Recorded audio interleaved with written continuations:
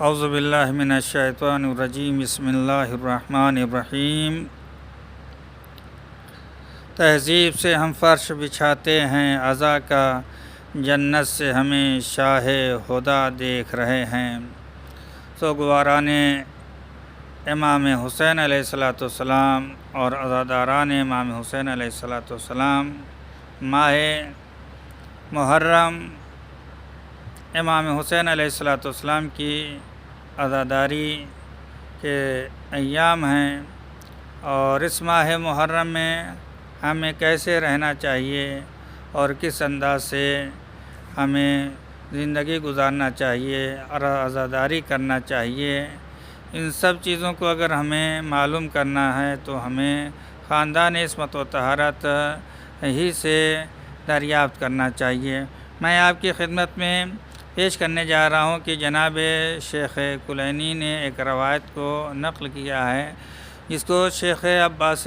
قمی رضوان اللہ تعالیٰ علیہ نے بھی اپنی کتاب مفاتیح الجنان میں آداب زیارت امام حسین علیہ السلام میں ذکر کرتے ہیں کہ شہادت امام حسین علیہ السلام کے بعد آپ کی ایک زوجہ محترمہ تھی کہ جن کا نام کلبیہ تھا، صفِ عزا بچھاتی تھی امام حسین علیہ السلام کی، اور آپ پر گریہ وزاری کرتی تھیں، اور اسی طرح سے تمام خواتین اور عورتیں اور خادم آپ کے اس قدر گریہ کرتے اور آنسو بہاتے کہ آپ کے آنسو خشک ہو گئے تھے۔ تو کسی نے اس معظمہ کے لیے ایک پرندہ ذبیحہ بھنا ہوا بھیجا، اور اس لیے کہ تاکہ اس کو کھا کے طاقت پیدا ہو جائے اور گریہ وزاری امام حسین علیہ السلام کی جاری اور ساری رہے۔ تو جب یہ پرندہ آپ کے پاس بھیجا گیا تو آپ نے فرمایا، کیا یہ کسی جشن اور کسی شادی میں ہیں ہم لوگ؟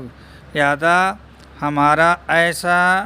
ہماری ایسی خوراک اور ایسی غذا نہیں ہونا چاہیے، چونکہ ہم امام حسین علیہ السلام کی عزادار ہیں اور عزاداری کرتے ہیں۔ لہذا آپ نے اس غذا کو گھر سے باہر بھیجوا دیا، یعنی عزاداری امام حسین علیہ السلام کس انداز سے